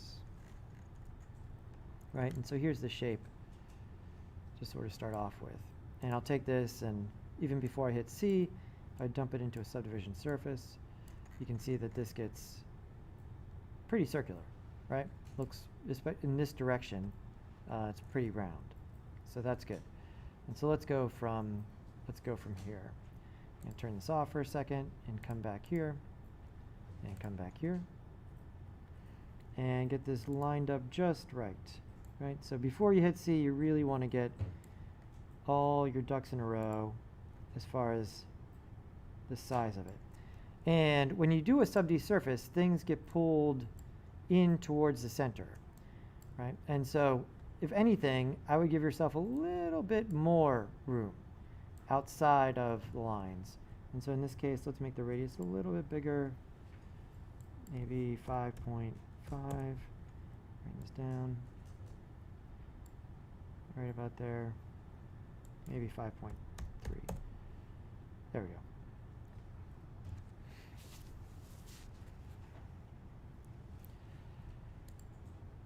Okay, so now I've got this. This looks good. We need to, that's what it looks like when we subdivide. Okay, here it's distorting the most on the edge where there's the most distance between the rounding points, but in the center, this looks just about right, which is good. That's what we want. So let's go ahead and hit C on this and go to town. So I'm going to turn this off for a second. And we need to establish our basic shape here first. And so I am going to go into loop cut mode on the polygons here and put one cut here at the very end, right about there, so that that holds this end into that shape, right? And so over here we've kind of nailed in our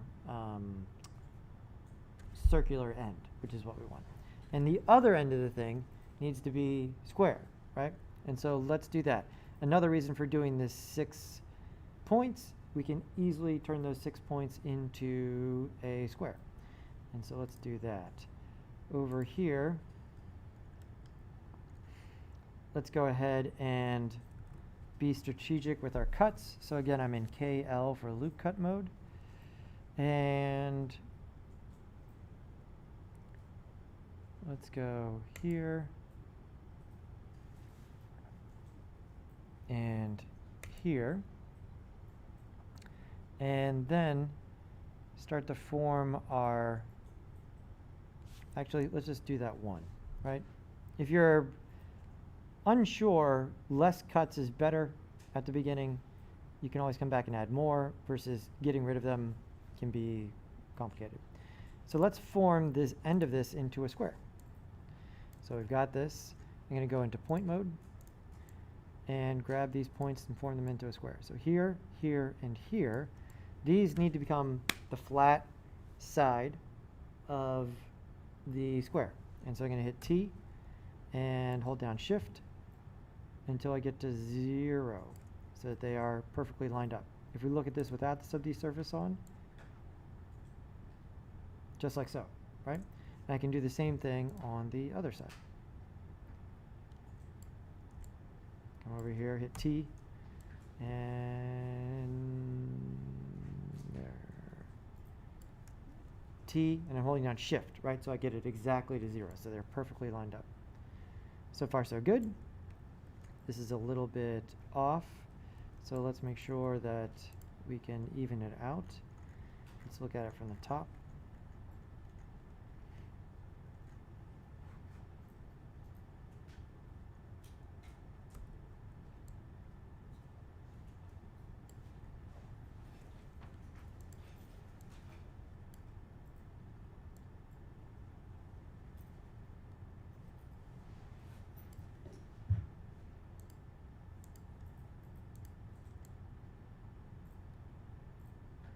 So there, I've successfully transitioned from circular shape to square shape, right? But doing it in a way that preserves my edge loops and everything else looks okay right about now.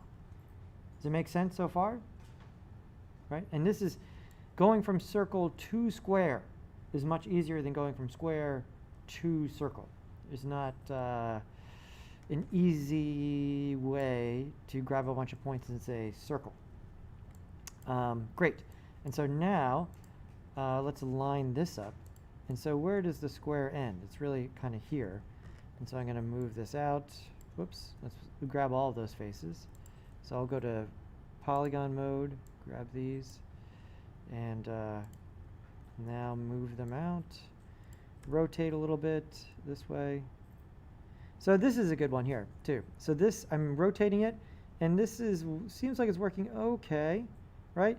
In that I'm able to rotate, and this works up here, but you see it's kind of pulling here a little bit down. See that? Because when it rotates, it maintains the absolute length of it. And so in this instance, it might be better to come in here and grab these points and move them directly. We want to grab all of them, so I need to say only select visible elements is off, so that I select the whole way through, and then I can grab these and move them exactly to where I need them, right there. That's better. And then this one here, we see that this, probably going to want this over in this direction, and over here we're probably going to need to move this one in just a touch there.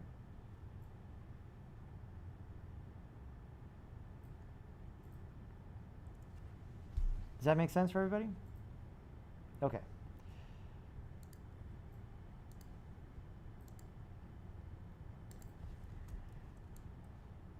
So from this point, right, we can start to define the shape some more. For instance, you could come in here and there's that extra lip thing. Uh-oh, I have only select visible elements off. You got to be careful of that. See what happened? I go to select these, think I'm good, but I'm actually selecting the whole way through the object. That one happens all the time. You could inner extrude in, extrude out, and start to, define this shape some more.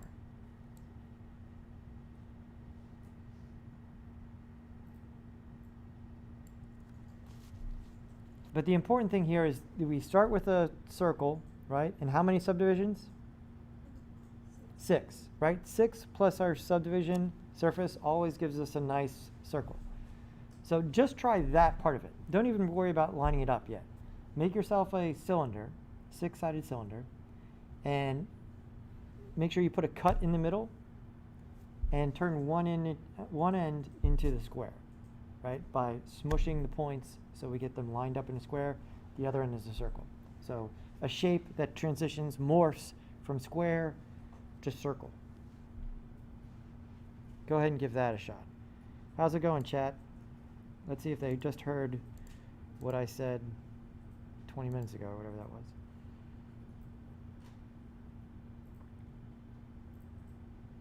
Yeah, Bell's was reading your comments, Jose. I'm on my laptop, so it's hard for me to see the chat at the same time right now.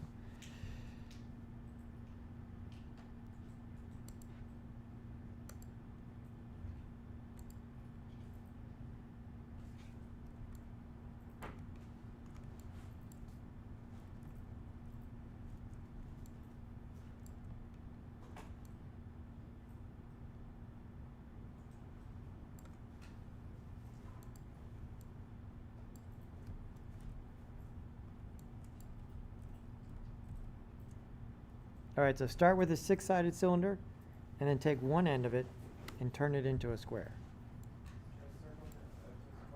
Circle to square.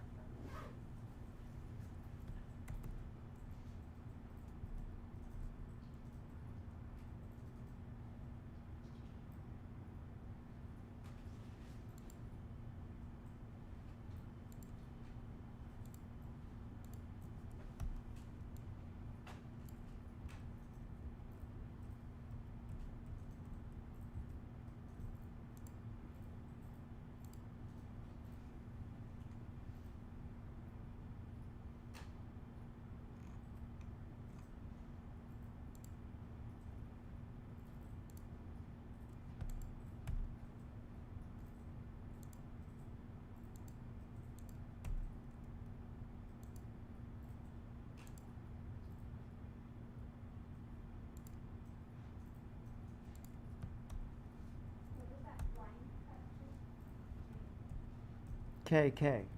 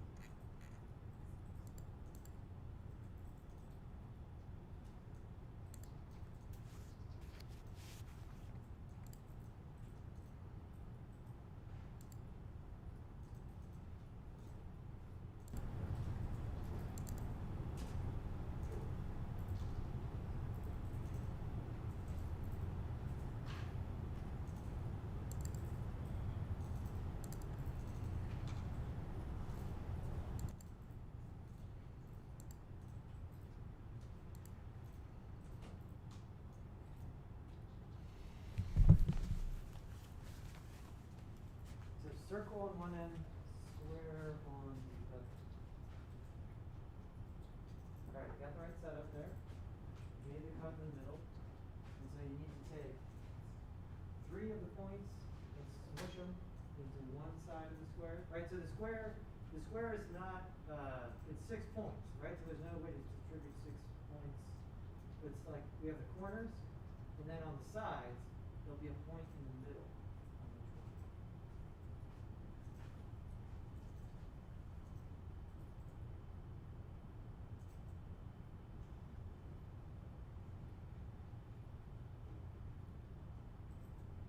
There you go, got the right setup. Just gotta see them.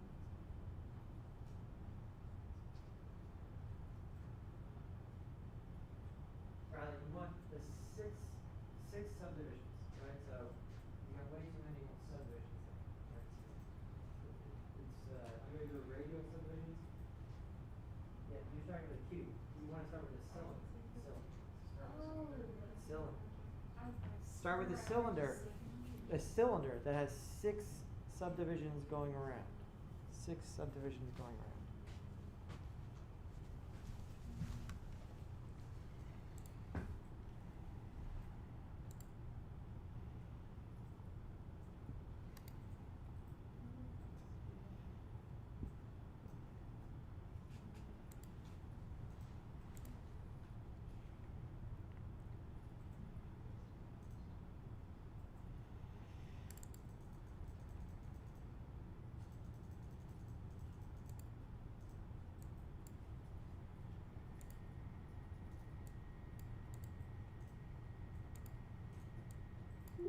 On object, it bends it, right? Like it bends it to a certain degree.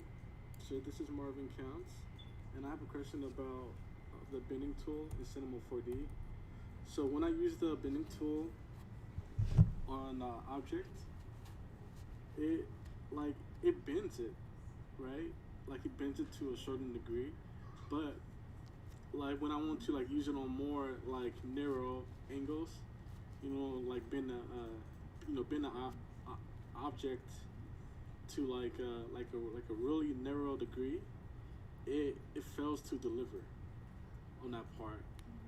Without me like I had to dial up the subdivisions. So I was wondering, is there like any other method that's probably better than using the bending tool at bending the object? Yeah, so Marvin, to a certain angle? good question, Marvin. So like I said this earlier today, bend, totally overrated, right? So let's say I want to make a 90-degree bend in something. Instead of using the bend deformer, I would just make that shape to begin with, right? And so I would use the spline pen and click, click, click, right? And now I want to bend this here. So I'll grab this corner and chamfer it, right? This gives me a nice, easily controllable bend. And then I would just sweep this object using the sweep object.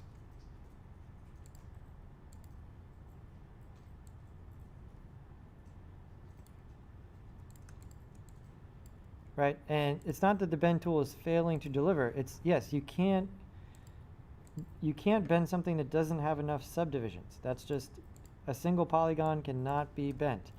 But now I have something where I can easily control the bend of it, and I'm not using the bend deformer. I am just creating that object from the beginning with a sweep. There's Marvin. Here's Jose. Cool shades. Hi everyone. So the question for this week, it is, so on this exercise, I haven't finished all the videos, so I have this, but if I'm not wrong, in the video he only shows like that he drops this, and I don't really know how to create it.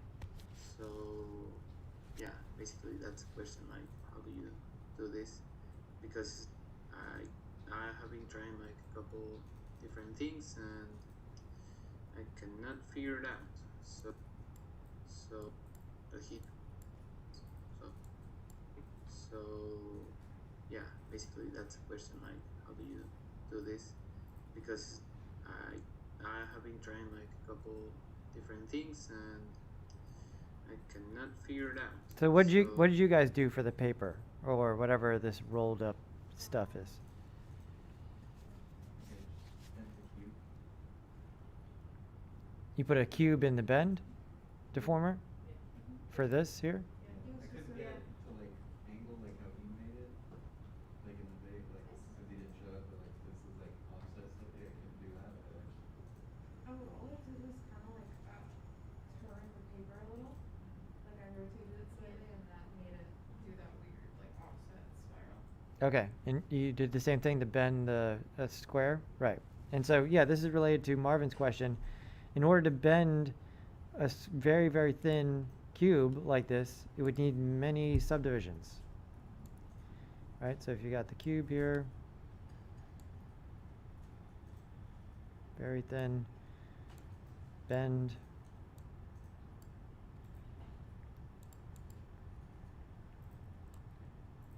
Right, and so this, see, it's not bending. This is why I don't like the bend. All right, it's kind of going in the wrong direction. Here we go.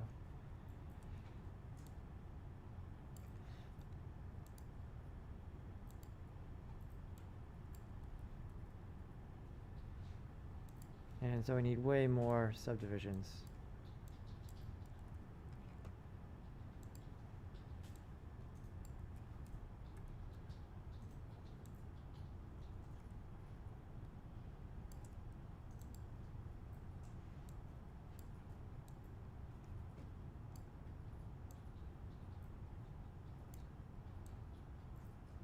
Right, and so this gives us this, which we can do if we didn't want to have the whole thing doing this. Notice part of it was flat. You can move part of it out of there, and that means that part will stay flat while this curves around. And Belle was saying she just angled it, which kind of gives you this offset here. I think there's a limit. Yeah, the thin. If you just use the arrows, I don't know what you And there we go. But yeah, so Marvin, it's not a limitation of the bend. You can't bend anything unless it's subdivided, right? One polygon cannot be bent. So that's, you're noticing that and you're noticing the right thing. In order to bend something, you need to be subdivided. This would be an actual use of the bend deformer, right? I mean, I guess you could make something like this with a sweep, but this is a pretty good use of it. But for pipes and things like that, or arms, another thing people grab it for, those are not great uses for it. This is not bad.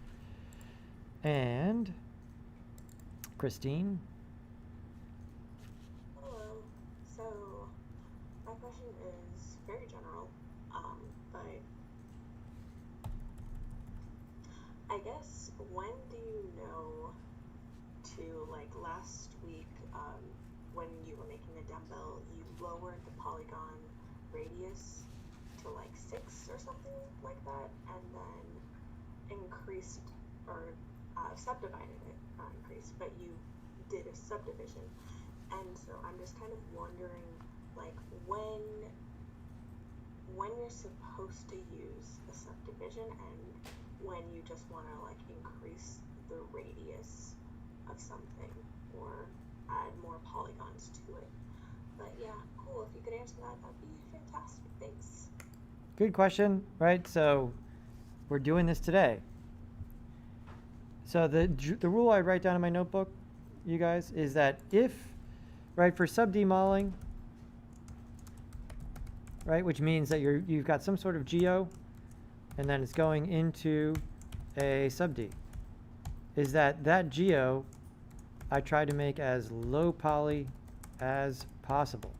Okay, this makes it easier to control the sub-D. the more, right, that allows us to control this. In this instance, right, we have this circle going to square, and that's doable, right, because I corrected Riley, I'll call you out, right? Riley started off by making a cylinder that had like 36 rotational subdivisions, right? That's going to be a nightmare when it comes to try and turn that into a square, right? When you're just working with 6 here, then it becomes much, much easier. Does that make sense for everybody? Yeah. And so just when I know I'm going to be using the subdivision surface, right, the two options for getting rounded corners, the two main ones, I would say, are the sub D surface, and then the other route would be putting it inside a bevel, or putting a bevel deformer on it, which will round the corners, right? And so the bevel, this is more for hard surfaces, mechanical things that aren't going to deform.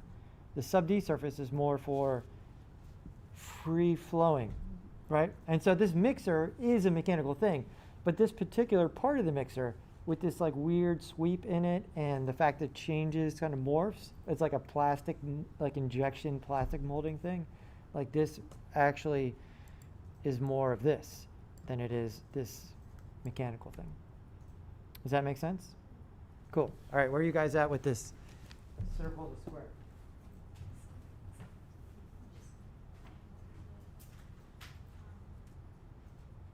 Okay, so you got a cylinder, you got 6 segments, that's good. And you don't want any tight segments. You gotta turn on that so you see it. You gotta unfold it. Yeah, so you hit C on your subdivision surface. You want to hit C on the cylinder. Try again from the beginning. Give yourself a cylinder with 6 rotational segments. Looks good. How's that look inside?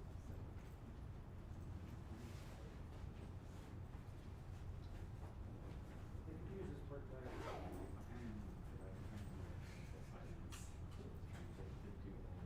I just looked at it. God, I better get.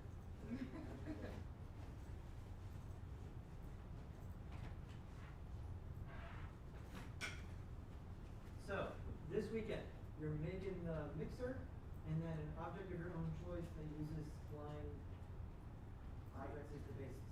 Okay? So, just want to get through the mixer. And I have, you're on your own for everything except this center part. I put my link to my like 15-minute walkthrough of modeling the center part. Okay? But the rest of it, you've got to use your critical thinking skills and shape breakdowns. And remember, don't just be a slave to the side view. Look at some of the reference. Make sure you got 2 mixer tongs. What are we calling this? There we go. 2 beaters. Make sure that your bowl has an inner edge and an outer edge. It's not just one upon the other. It's got to have some. Sound good? Yeah. All right. You guys got an exciting weekend ahead of you. Yeah. That's pretty much the only thing I have to do this weekend. It's the only thing you have to do? I don't have any other big assignments. Okay. Well, you just raised the stakes for Monday. No, please, I have 6 other classes. Yeah, actually, maybe this is really the assignment I forgot about. Okay. I forgot all about my 20 other classes. Oh no. So my viewport in Security keeps freezing. Do you think if I factory reset my computer, it would help it? Did you do the turn off OpenGL thing? Because you have Oh, a. yeah, I turned off the effects. She has a 24, so I just went to it's not display, it's like options and then turn off effects. But it's still freezing up and I wasn't sure if Can you open it up one more time? It is on. I still have to fix everything. I'll do that today or. But at home you're working on a machine, a better machine. Correct, Yeah. So go to open this one for you once. I know that she has like a lot of she has C4D 22 and all those other ones on there, but she can't take them off. I think because she tried to delete the program from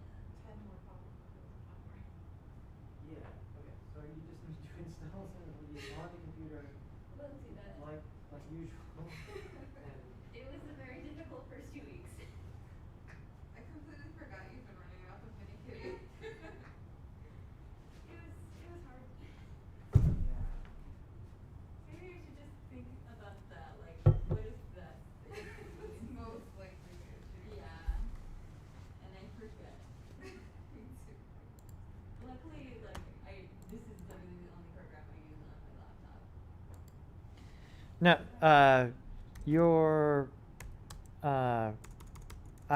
there's a tutorial in there. I used the project file he provided for that one. I got my eyes checked today and I can't really see much light. Oh, the sunglasses, yeah.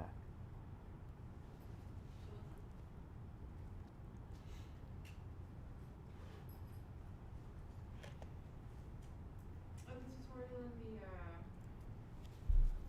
in the assignment, right? Yeah, see, if I end the stream now, Yeah. have you noticed, does this cut off? Like, clearly what happened, Before is whenever you end the stream and then come back, it continue like recording. I kind of vaguely remember that. Yeah, sometimes the stream would cut off at a weird time when I would like attend on Mondays. Luckily now I can attend in person both days. So I'm gonna just be doing that from now on.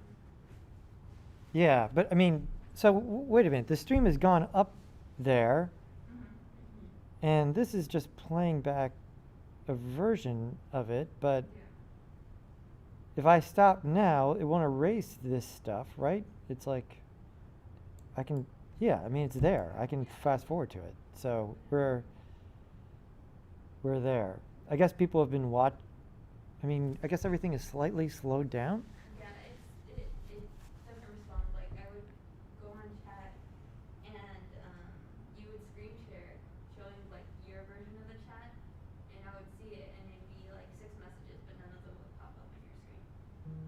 Oh, okay. It's